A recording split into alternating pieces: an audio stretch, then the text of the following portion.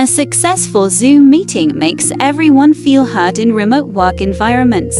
Zoom is more than a tool, it is a new space for presence, collaboration, and decision-making. Yet, many Zoom meetings, despite full attendance, leave participants feeling absent. They appear on screen, but they are not heard, not connected, and not invited to contribute meaningfully. What makes a virtual meeting effective and memorable? The answer is not in the slides but in the ability to create a space of active listening, where everyone is not just seen but understood. In the virtual world, listening is not a skill, it is an environment. A successful Zoom meeting is one where people don't just speak but feel that their voice matters. One of the great paradoxes of virtual meetings is this: the easier it is to connect, the more disconnected people feel. We can join a meeting with a single click, but that doesn't guarantee that our minds and emotions are truly present. On Zoom, you can turn on your camera, mute your mic, and remain silent the entire time, and no one forces you to do otherwise. That's a convenience but also a risk. The risk that silence is mistaken for agreement, and emotional absence is interpreted as professionalism. A successful Zoom meeting requires more than screen sharing and stable Wi-Fi. It demands a space designed to invite, engage, and care. The facilitator must not only speak well but listen deeply. They create pauses for others to speak, ask open-ended questions to invite opinions, and offer nods of recognition to affirm contributions. A participant truly contributes only when they feel their voice carries weight, not when they are simply present. And that only happens when the meeting is structured with the intent to listen and not just to fill a calendar slot. In a physical room, silence can be interpreted through eye contact, posture, or breath. But on Zoom, silence becomes a gray zone where the host cannot tell who is thinking, who is withdrawing, or who is opening another browser tab. The absence of body language makes virtual meetings fragile, easily disjointed, and prone to monologue. To make everyone feel heard, organizers must design meetings with high interactivity. This doesn't mean asking any thoughts over and over, but establishing mechanisms that encourage response. Rotating turns, emoji polling, breakout rooms, pair sharing, and closing rounds, where everyone says one sentence. These small designs create big effects. Participants feel seen, invited, and acknowledged. That feeling doesn't come from the platform, it comes from how the platform is used. A great Zoom meeting doesn't demand advanced tech, it demands refined attention and intentional design. Listening doesn't happen by default, it is engineered.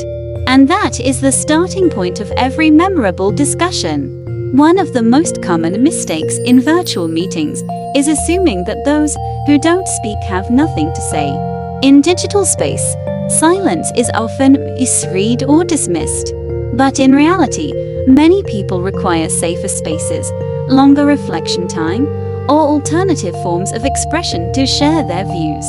This is especially true for introverts, minorities, or those uncomfortable with interrupting or mid-conversation speaking. Therefore, a successful Zoom meeting must be designed to diversify feedback channels, chat windows, shared notes, anonymous questions, or post-meeting submissions.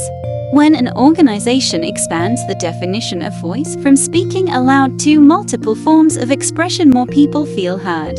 This not only enriches the quality of content but deepens the sense of belonging. A person who feels safe to speak in their own way is one who contributes with depth. And this subtlety is what defines the true quality of a learning organization in the digital age. A good Zoom meeting cannot be separated from the feeling of being prepared. Many remain silent simply because they weren't clearly informed beforehand about the meeting's purpose, their role, or expectations.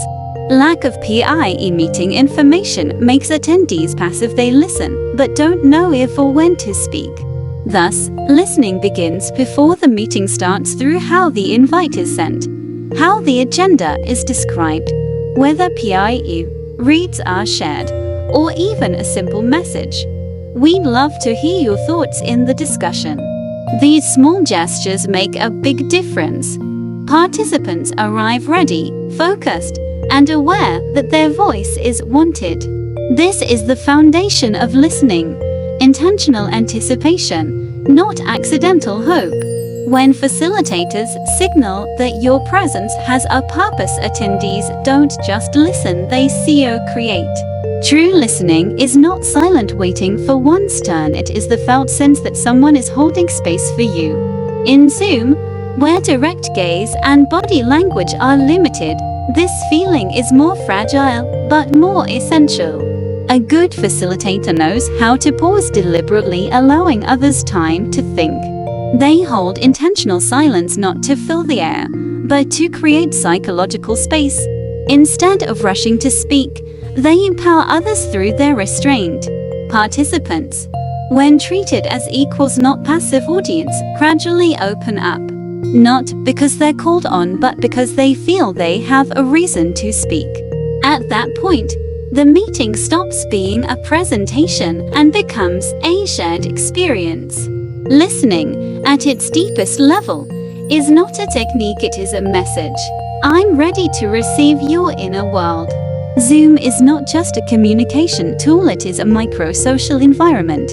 In this space, the facilitator acts as an experience designer, not a controller. This means they don't need to speak more, but to design structures that make others want to speak more. An effective Zoom meeting typically follows a clear rhythm. Personalized greetings to open, short shares from participants, segmented presentations with live reactions, and a final open wrap-up where attendees voice their takeaways. This model doesn't just preserve energy, it shifts agency from the speaker to the audience. What matters is not delivering all the information, but activating two-way listening.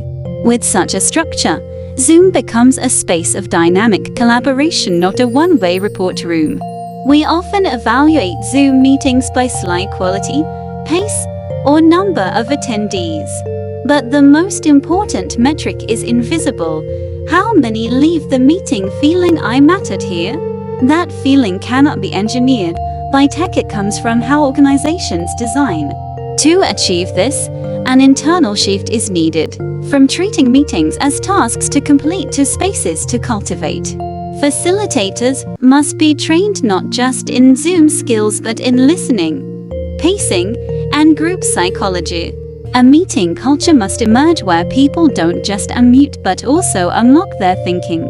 A successful virtual meeting is not when everyone agrees, but when people feel safe to disagree and still be respected. When that happens, Zoom stops being a platform and becomes a place where humans truly meet.